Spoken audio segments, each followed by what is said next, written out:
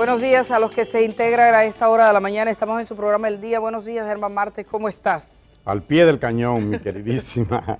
¿Cómo vas? Voy. Sí.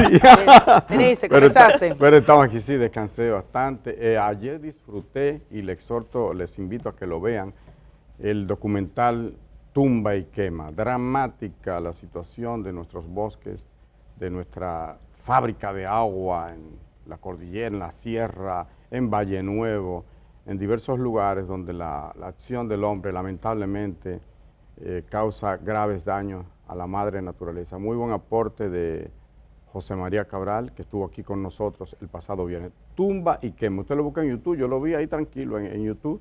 Tiene hora y pico y casi hora y media y es con muchas versiones de los campesinos, de especialistas, de ecologistas, de académicos, de gente que vive en esos lugares. En fin, vale la pena ver Tumba y Quema de José María Cabral. En vez de ver una cháchara, una cosa, vale la pena documentarse. Vayan a la página. Tumba y Quema, lo pueden buscar en Tumba Tumba y Quema, y así mismo, pues simplemente Tumba y Quema, lo ponen en YouTube. En YouTube, nada más tienen que poner Tumba y Quema y le salen varias Vale la opciones. pena. Sí. Y además está bien hecho, un trabajo bien hecho. Muy bien hecho, muy bien. Te permite como conocer la riqueza, la belleza. Se tomó su tiempo y a mí me impresiona la fotografía que hay. Lugares que tú, wow, que tú quisieras ir. Sí, que tú quisieras ir. Señores, hay un tremendo, ¿cómo decir? Un match, se puede decir así. Hay una polémica, una controversia entre la Academia de Ciencia y diversos historiadores y personas de la sociedad civil, personas que tienen descendientes incluso de los involucrados en el asunto. A propósito de la admisión como miembro de número, que así que se llama, los que son miembros titulares de esa academia, del general Ramiro Matos González. Ramiro Matos González es un historiador, es militar, es una persona con una vasta, con un vasto trabajo a nivel histórico, es un intelectual, una persona que en ese plano tú no le puedes cuestionar. Sin embargo, tiene un historial que los familiares, por lo menos los familiares de Minerva, los descendientes, los hijos de Minerva y de Manolo. Oigan bien de quién estamos hablando. No estamos hablando de dos personas, dos pasacantando que fueron por ahí. No. Estamos hablando de dos héroes nacionales. Es decir, de dos personas que dieron sus vidas por la libertad de este pueblo. Dos héroes nacionales.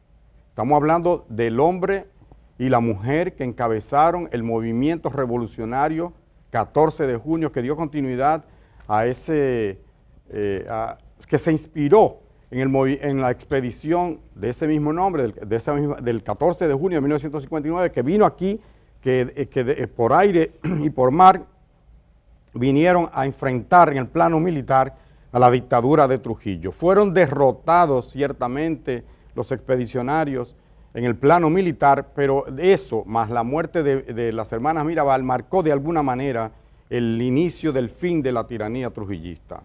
Luego, un grupo de jóvenes, clase media casi todos, gente que podía perfectamente cohabitar con la dictadura porque no eran los más marginados, decidieron organizarse políticamente y entre ellos se destacó una gran mujer, Minerva, que era algo así como la bujía inspiradora. Y el líder de ese movimiento era, sin duda, Manolo Tavares. Bueno, pues dos hijos de Manolo y de Minerva han objetado, han cuestionado la decisión de la Academia de Historia de admitir como miembro de número a una persona que estuvo involucrada en la persecución y aniquilamiento de esos revolucionarios, pero que también estuvo involucrado en el aniquilamiento del otro héroe nacional, del coronel Francisco Alberto Caamaño Deñó.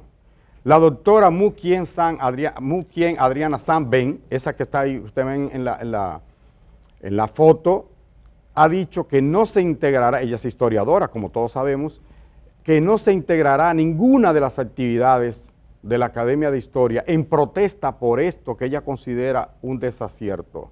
La verdad es que, aunque el general Ramiro Matos, que por cierto escribió un libro, es coautor de un libro con Halle Hermann, el guerrillero y el general, algo así, genera urticaria, genera escozor en muchas personas que entienden que no debía admitirse a una persona que precisamente fue contra la historia, independientemente de sus méritos académicos. Así que esa es la situación que tenemos hoy día. No sé qué va a pasar con Adriana Sanben. Ella dice que no vuelve a la academia mientras tanto. La academia ha emitido un comunicado, una carta bastante extensa, en la cual defiende su decisión. Dice que bueno, que simplemente se trató de aquilatar los méritos académicos. No sé si me ayuda a leerlo. Bueno, esto aquí no está parte de la carta, no, esto es parte de la carta de Muquien Sanben, que dice como ciudadana, como maestra y como historiadora, no puedo aceptar la posición de la Junta Directiva. La historia es mucho más que describir el pasado. Hay una razón, déjemelo atrás porque me quedé, perdón. Creo que se fue. Sí. Si quieren voy directamente. Sí, estoy en el anterior todavía. Sí. Vamos a ver porque me quedé. Lo que pasa es que comenzaba un poco antes. A ver si, sí, pero esa que estaba, por favor, la primera. La otra. Sí, la primera que estaba. Es que no llegué a terminar la lectura. Ahí está. Exacto. La historia es mucho más que describir el pasado. Hay una razón ética que se está soslayando. Por esta razón, informo que a partir de este momento no participaré en ninguna actividad que realice la academia. No me siento cómoda ni conforme con esa posición, dice la doctora Muquien Sanben. Seguimos con el siguiente párrafo. La carta es bastante amplia. Bueno, aquí la tengo también, la que escribe Muquien. Sí. Sobre todo quedándose, ella la daba en la mañana de ayer y fue titular de inmediato, porque evidentemente, respecto a los hechos que ustedes le imputan a Ramiro Matos, bueno, esta es la respuesta de la academia. No es competencia de esta academia, que es Juan Daniel Balcácer, emitir veredicto condenatorio o no, ya que la función es facultad exclusiva de la autoridad judicial competente, con capacidad para dictar sentencias definitivas que adquieran la autoridad de la cosa irrevocablemente juzgada. Dice, bueno, una academia que parece que no está mirando ese entorno y ese contexto. Sí. ¿Tú sabes con quién se me parece a mí eso? En un país donde no hubo nunca ningún condenado, aquí no se hizo justicia. Impunidad total. Los asesinos de las hermanas Mirabal murieron tranquilos. Aunque hubo una sentencia uno de ellos para que se dio un tiro, no. Es verdad, Pechito, no sé cómo, Esteves, apellido Esteves, pero la mayoría tranquilo, sin problema. Y es verdad que aquí hay una situación terrible en este pueblo, que nació así, la República nació así. Una de las espadas, la espada que muchos consideran fundamental, como la fue la de Santana, en el plano militar, en el terreno, terminó siendo un gran traidor a la patria. Y muchos se preguntan, yo me pregunto, ¿qué busca Santana al lado de María Trinidad Sánchez en el Panteón Nacional? ¿Qué busca Santana al lado de Duvergé, que fue más duro que él con la espada? Mucho más heroico, participó en más batallas que el mismo Santana. Claro que Santana tenía los recursos, los hombres y cosas, era un atero del Ceibo, de la región este, mucho dinero, mucha gente, el que él podía movilizar más que cualquiera de los trinitarios, que eran clase media, comercial, de aquí básicamente de Santo Domingo, pero él movía a la gente, por eso movía a las tropas y por eso era fundamental, pero lo hacía más por el miedo que por patriotismo. Porque bueno, sí, rechazaba a los haitianos, bien, por eso se unió a la causa patriótica, pero al final, pero él no creía en un proyecto independentista y por eso, desde que pudo, 17 años después, y lo estaba haciendo desde antes, le entregó esta patria que costó tanta sangre, una república que costó tanta sangre, se lo entregó a España a cambio de nada. Y lo tenemos en el Panteón. Comenzó siendo un súbdito, y ese Santana, traidor a la patria, está en el Panteón Nacional. En el Panteón Nacional. Increíble eso. Entonces, así anda nuestra historia, torcida desde el inicio. Luego, no es sorprendente que una persona que es cuestionada por participar en la muerte, no estamos hablando de que tuvo una contradicción y que hizo un discurso y que le escribió un poema y una réplica y una contrarréplica, no, que le dio un plomazo, para hablarlo claro, en la cabeza, a héroes nacionales como Francisco Alberto Camaño Ño, o como los padres de Minerva, de Minú Mirabal y de Manolo, es decir, Manuel Aurelio Tavares Justo, Manolo, líder del 14 de junio, Minerva Mirabal. Se le atribuye líder. También, Germán, el tema de la poblada de abril de 1984, recuerden también eso. Básicamente la poblada no, sino la represión. La represión de la poblada. Sí, dice aquí que la poblada dejó 107 muertos, 500 heridos y también se apresó a más de 6.000 personas. Yo pienso, Germán, que escuchándoles a ustedes, y pienso también en el tema de qué historia y qué le estamos mostrando a las poblaciones jóvenes, porque hay mucha gente joven que tal vez no conozca de estos crímenes que se le atribuyen, crímenes de lesa humanidad que se le atribuyen a Ramiro Matos. Entonces, el uno ver este tipo de acciones, si bien la Academia de la Historia dice, bueno, no nos corresponde a nosotros juzgar a una persona, eso le corresponde a las autoridades judiciales, ahí lo dicen en su nota. En eso tienes razón. Pero sí yo diría que tener un sentido de la historia. Ético, dice ético, como dice Muquien en su carta. Entonces pienso también con eso que comentas por igual de Pedro Santana, lo vemos incluso también yo siempre pongo ese ejemplo, el del metro que tiene Joaquín Balaguer y luego... Al lado de a mí. Exacto. Oye, Joaquín uno piensa qué tipo de qué historia le estamos mostrando a estos jóvenes, porque tenemos que tener un sentido crítico de la historia, claro, saber quién actuó de manera correcta, quién actuó de manera incorrecta de acuerdo a los cánones de la sociedad. Entonces, ver este tipo de acciones, eso hace que uno se cuestione como joven de qué están haciendo las personas que se supone que saben de historia, que conocen más que uno. Correcto, y mira, la historia lo escriben los vencedores en todas partes del mundo, es así, cierto. Y aquí nosotros lo que tenemos es una clase política atrasadísima, que no le hace culto en la práctica. Puede que en el discurso, retóricamente, puede que hable muy bien, pero en la práctica es antipatriótica.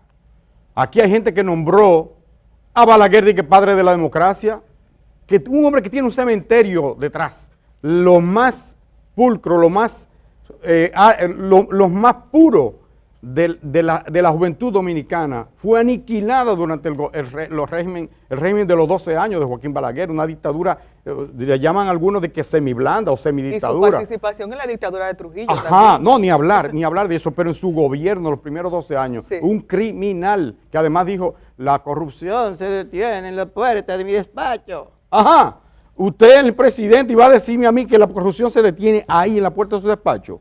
Usted está está arropando la corrupción. Entonces, ese tipo de cosas hay que pensarlo. Aquí hay gente que decía, es más, él mismo se autoproclamó, claro, que fueron sus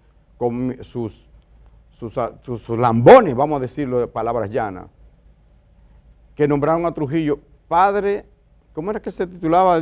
Padre de la Patria Nueva, ¿era? Padre de la Patria Nueva. Ajá, padre de la Patria Nueva, ese era Trujillo, nuevo padre de la patria y todo aquello. Y ciertamente en el gobierno de Trujillo, en la dictadura de Trujillo, aquí se hicieron obras importantes que no existían, obras de infraestructura básicamente. Sí, de alguna manera se modernizó el Estado, ¿verdad? Es una herencia de la misma invasión norteamericana de 8 años, 16 hasta el 1924, que luego en el 30, bueno, deja a Trujillo, que había sido un delincuente, un ladrón de ganado, ¿verdad?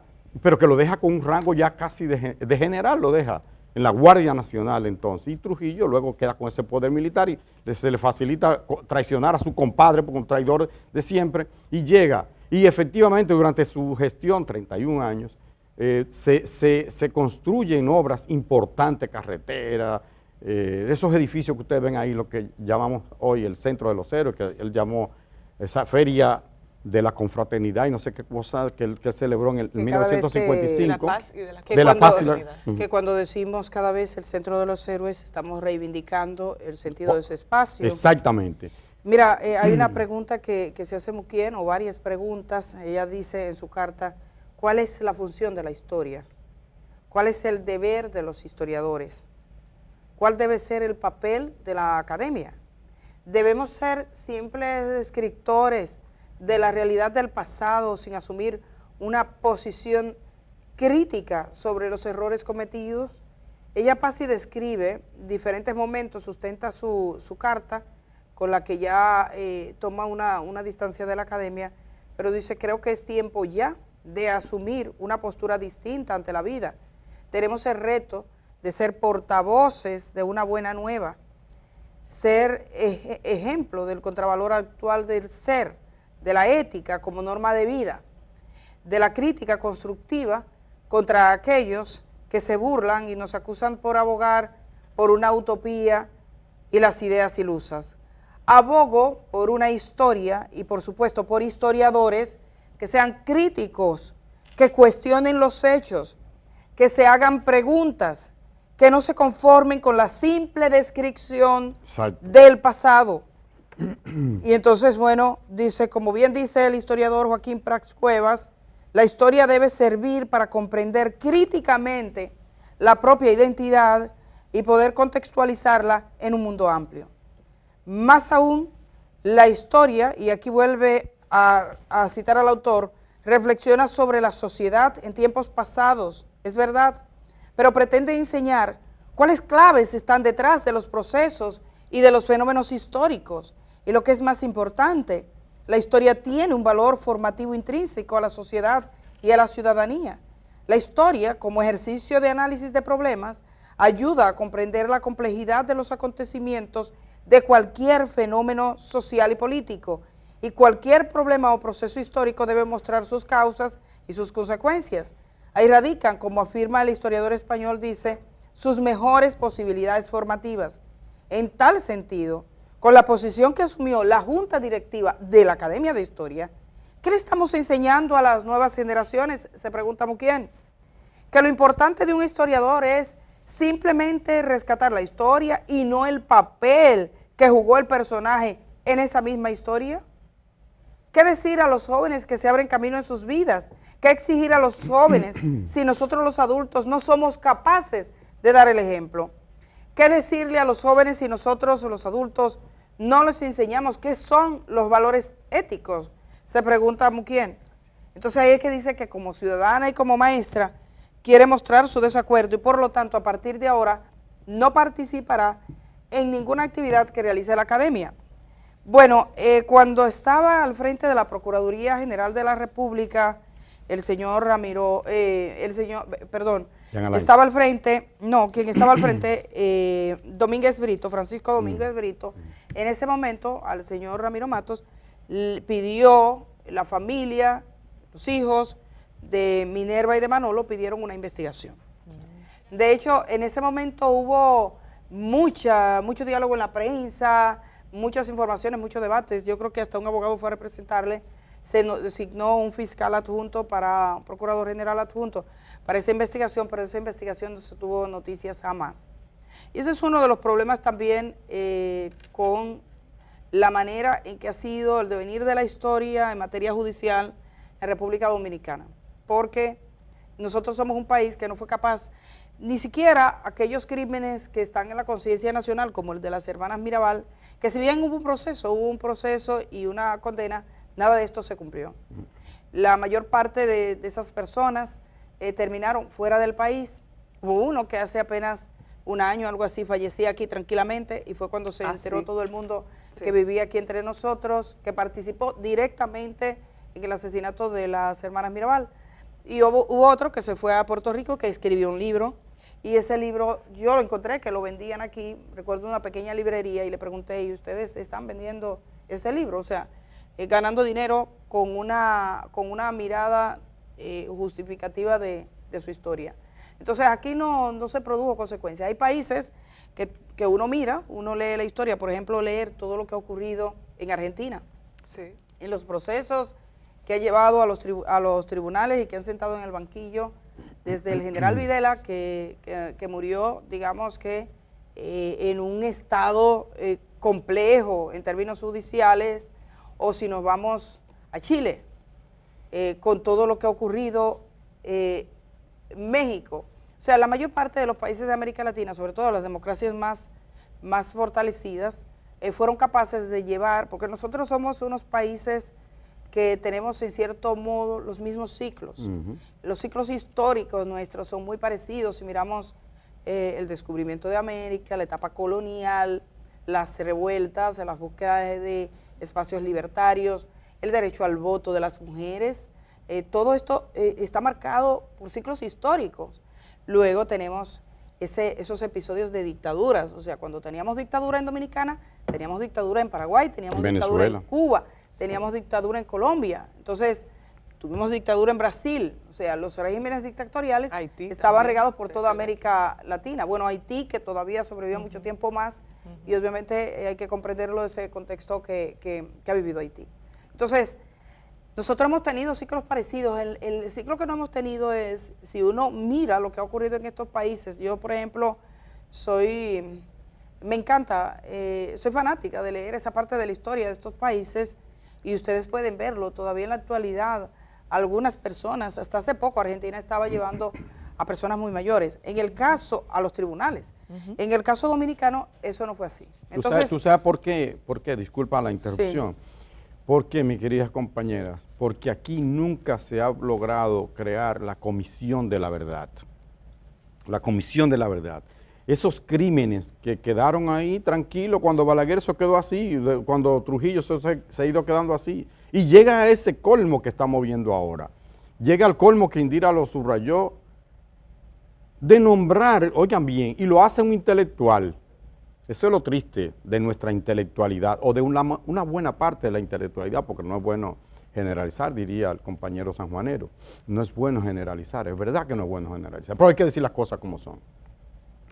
Esa intelectualidad que tuvo a un presidente llamado Leonel Fernández, ese presidente nombró en la misma línea del metro de Santo Domingo, a un lado, y qué bueno que es Indira, la más joven de nosotros, quien pone el dedo en la llaga, nombra a una estación como Joaquín Balaguer y al lado, bueno, peor, pone a una Juan Bosch, que es la que está aquí, al lado de nosotros, en la 27 con Máximo Gómez, a otra le pone Joaquín Balaguer y a la otra le pone a Amin Abel Hasbún, que fue ejecutado delante de su esposa, delante de sus hijos, un niñito, su esposa con un niñito de 2 años en las manos. Ahí le ponen a una estación del metro a Amin Abel, como si nada, y no se, mire, y ni eructó, ese sí que ni eructó, tranquilo. Entonces, nuestra historia de alguna manera hay que reescribirla, hay que revisar esas cosas. Yo pienso como que no se puede cuestionar a Ramiro Matos por su capacidad y por su aporte histórico, por su labor como intelectual. No estamos hablando de eso, estamos hablando de algo mucho más trascendente, que son los hechos. Los hechos. Simplemente. Miren, pasamos de este tema, yo creo que también es un tema al que regresaremos. Sí. Porque, entre otras cosas, queremos también conversar con las partes de acá. Yo creo que es bueno hablar de la historia dominicana y de cómo... Con la propia Academia de Historia hay que hablar. Cómo se cuenta, y como quién. Y como quién, y con los hijos de Manolo. Exactamente. Pero bueno, quisiera ir a una nota de carácter medioambiental. El medio ambiente que es tan relevante. Luis Carvajal tenía unas declaraciones a propósito de que un juzgado, el juzgado de la instrucción del Distrito Judicial de Azua, ha llevado a la justicia, ha enviado ya a la justicia a Clay Ramírez, que está acusado de provocar un incendio a finales de febrero en un área protegida del Parque Nacional Valle Nuevo, en la parte que tiene que ver con la provincia de La Vega. Vamos a ver esta historia que la hizo José Lo Germán con las declaraciones de Luis Carvajal. El experto en temas ambientales, Luis Carvajal, señaló que faltan implicados en el siniestro ocasionado en el área protegida del Parque Nacional Valle Nuevo y a su vez aplaudió la imposición del tribunal en contra del acusado. Yo sí creo que faltan acusados.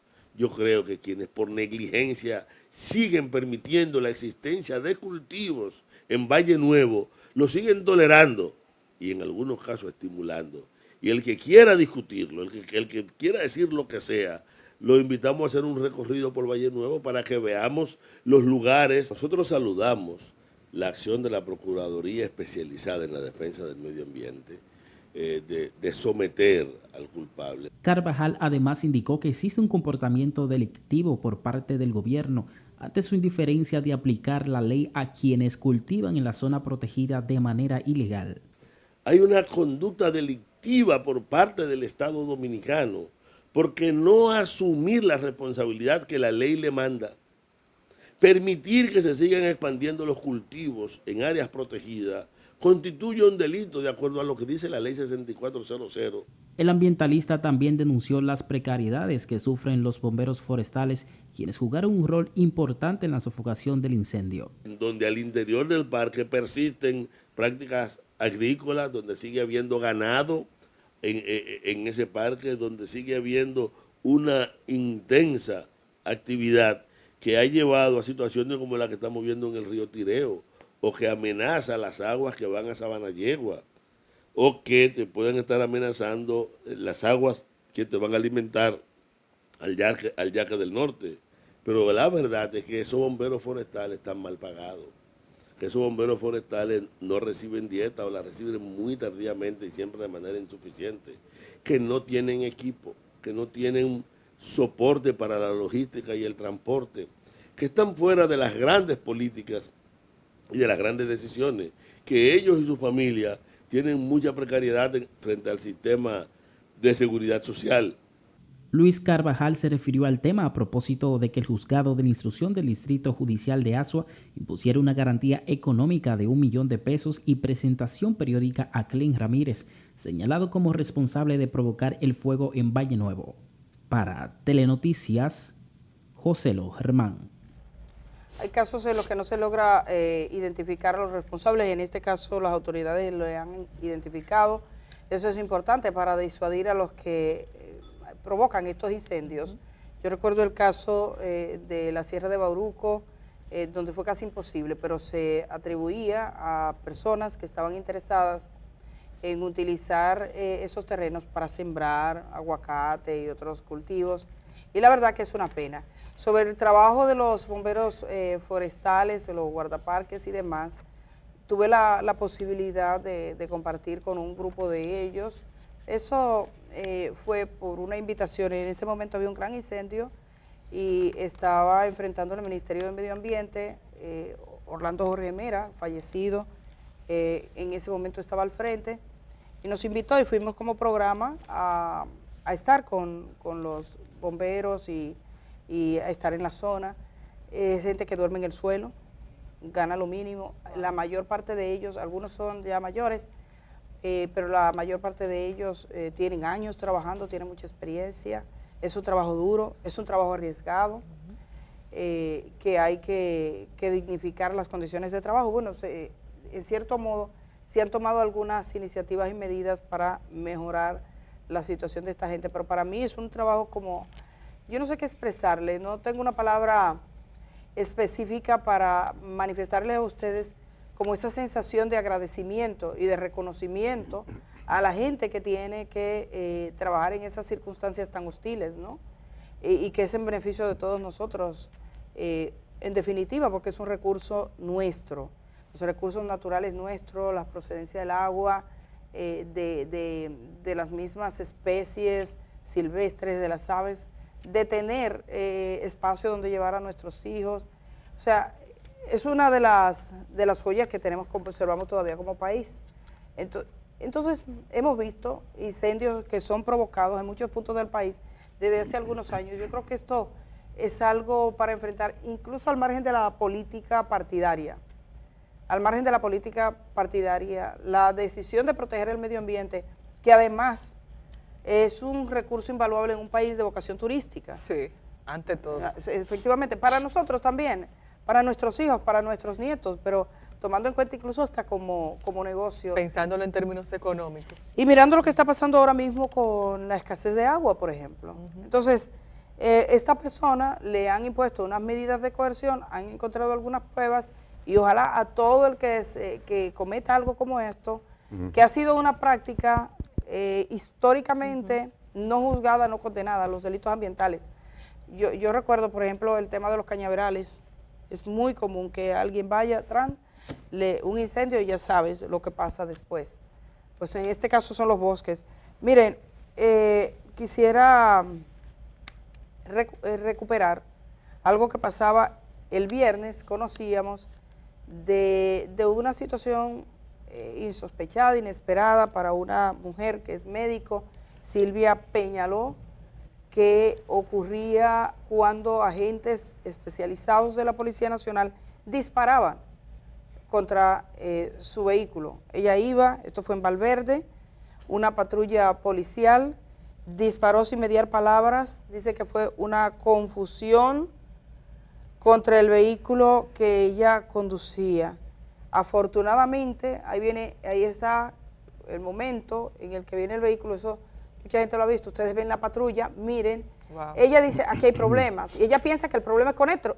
Cuando ella ve que le señalan, ella dice, bueno, cuando yo vi el tiro, yo digo, está esperando que yo pase porque detrás de mí viene un delincuente.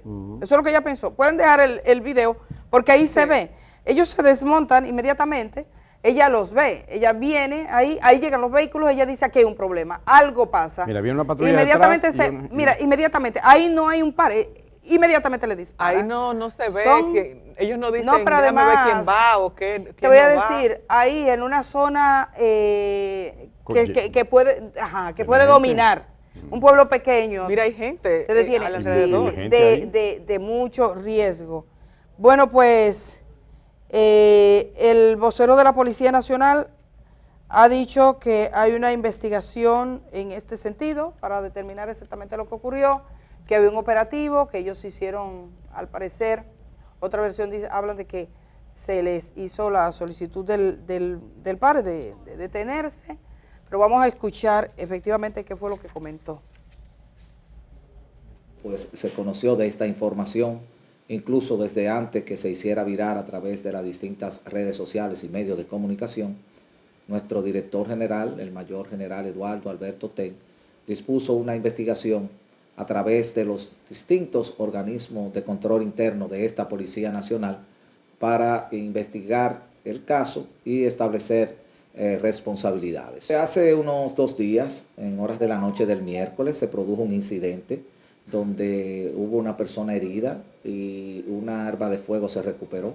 Las personas participantes habrían escapado en un vehículo con características a esta. No obstante, nosotros no podemos esgrimir este tema para justificar otro. Reiteramos que debemos esperar las investigaciones, los resultados, y luego pues nosotros vamos a emitir un informe. Así han ultimado a gente aquí con una confusión de que andan buscando un delincuente. Pero a los pastores, Edith, a los pastores. Bueno, a los pastores, que nunca quedó claro a quién buscaban, porque decían que buscaban que era a una persona que por una pasola, que se supone llevaban la pasola en el carrito. Era poco creíble. Pero yo recuerdo un sacerdote que fue asesinado en el año 98 porque la policía recibió aquí una notificación de un señor que había cometido un hecho de sangre y que había salido a matar a alguien. Era justo en el entorno de las viviendas donde se suponía que podía pasar la tragedia, y ese señor, ese sacerdote, estaba ahí esperando frente a Amigo del Hogar para poder entrar. Llegó la patrulla y era un hombre apacible, tranquilo, que no molestaba a nadie, que usted iba y verificaba. Pues lo mataron. Después se dieron cuenta que era cura y no sabían qué hacer. Entonces, en una sociedad donde la policía puede tener esa discrecionalidad, nadie está seguro. No. Esa doctora que iba tranquila, que no tiene problema con la ley, que no tiene ningún conflicto, imagínense ustedes, bueno, que nos confundimos, pero es una confusión que sale cara. Nosotros creímos nosotros pensábamos que eso eran los delincuentes, y no hay un mecanismo de verificación de los delincuentes, no hay una orden de paro, no hay un protocolo, porque hay gente aquí que se pone feliz cuando dicen, mataron a un delincuente, licencia para la policía para que mate. Pero esa es una actuación que pone en riesgo a todo el mundo. A todo el mundo lo pone en riesgo, porque primero matamos y después averiguamos si acertamos. Y si aciertan, dicen, confrontó con la policía en un intercambio de disparos, que usted sabe que no hubo tal intercambio. O la policía sale a pedir disculpas y va al funeral de las víctimas y le dice que no, pero, pero suponte tú que fuera verdad que fuera el delincuente. Dice, bueno, hubo un intercambio de disparos. Todos sabemos que no hubo intercambio, pero dice, bueno, como era un presunto delincuente, pues bien.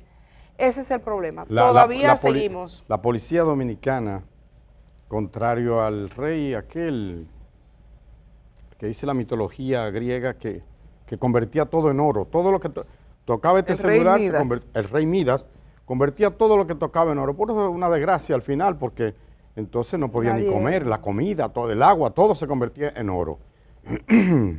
Eso era el rey Midas, según la mitología griega. Pero aquí la policía no es en oro que convierte la cosa, es en excremento, para decirlo de alguna manera. ¿Podría decir en lo que usted está pensando? En lo que usted está pensando, sí, eso mismo, ven el excremento, yo lo digo clarísimo. Y me perdona que hable de así. Porque si puede meter la pata, la mete y hondo, y la sacude y la sangulutea, como dicen en mi campo. Porque a una mujer que va en un vehículo, ¿cómo usted por bueno, mándela a parar? Mínimo, mándele a parar, atraviésele algo para que no pueda pasar. Y ni siquiera por el hecho de que sea mujer, sino que se supone que tiene que haber un tipo de protocolo. Pero que ellos estaban buscando a un peligroso delincuente y ven que una mujer que va ahí le siguen tirando a ti y le siguen entrando a tiro. ¿Y cómo es la cosa? Es decir, no hay necesidad de eso. Yo creo que aquí esa reforma que el presidente anunció y que la gente está esperando, ya no aguanta más espera. Ya hay que hacerla, no es posible. No es posible que ese rey Midas a la inversa siga operando. Hay que entrenar a la policía para que pueda enfrentar y hacerlo correctamente. Ahí pudo haber varias personas, víctimas, lo que llaman víctimas colaterales, porque están tirando tiros en medio de en un barrio lleno de gente. ¿Cuál era la necesidad? Bueno, si ya lo tienen ubicado, el placa tal, vehículo tal, se busca el lugar estratégico y se acorrala y se para. Se persigue, pero no, a tiro en un barrio, no. Mira, tenemos que ir a pausa, pero no quisiera dejar pasar por alto. Hay una fotografía que compartía con nuestra productora, es de un joven profesional del béisbol. Él es dominicano, nacido aquí en Santo Domingo, de hecho de una familia de jugadores profesionales, George Bell Santana, y dice que fue víctima de discriminación, haría un restaurante aquí en Santo Domingo. Si ustedes lo ven, se puede imaginar, o sea, qué pensaron en ese restaurante. Él en su cuenta de Instagram narró la experiencia que vivió con un portero del restaurante Habanero Restaurant. Dice que no se le permitió el acceso al lugar, se dirigieron a él de manera muy agresiva, eso pasó el viernes. Y siempre dijo que él lo había explicado. Uno de los porteros se acerca de forma agresiva,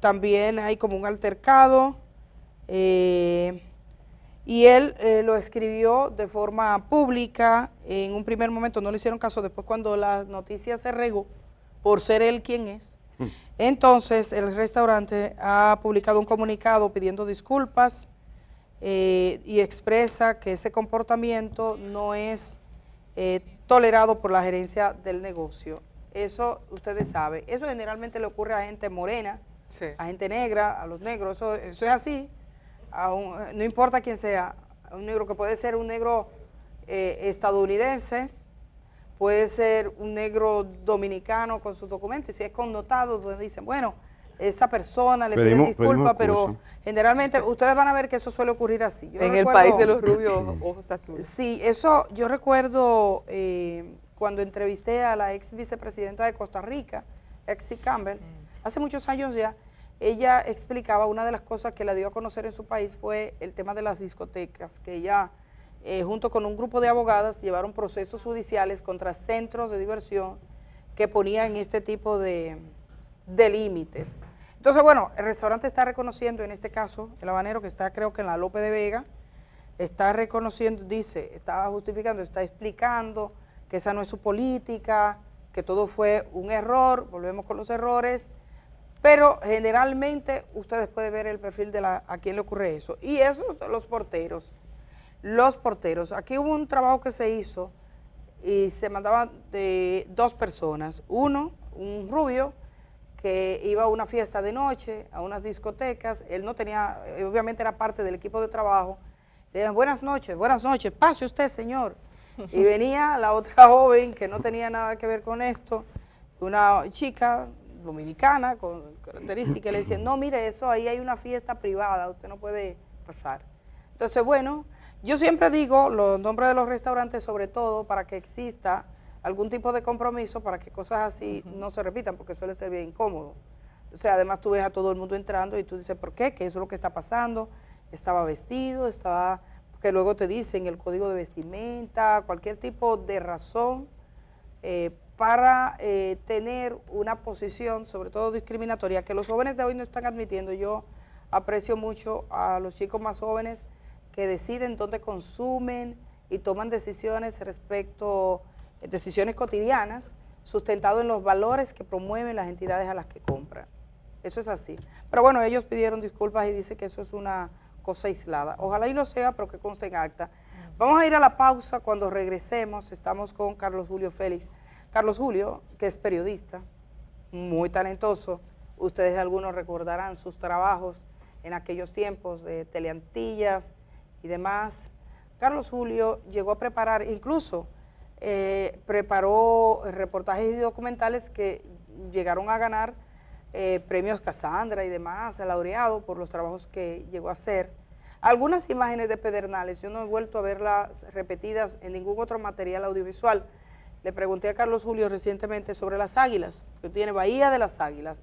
Las águilas que vienen por miles a las costas de Pedernales, eso hay que verlo, y fue en ese documental de Carlos Julio.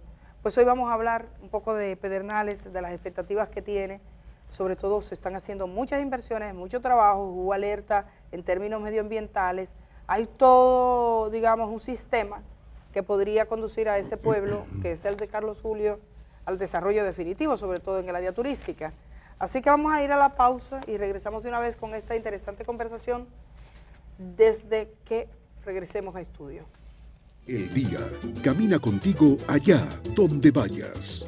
Cuando salgas de casa, continúa con nosotros en YouTube. El día, 25 años de buen periodismo.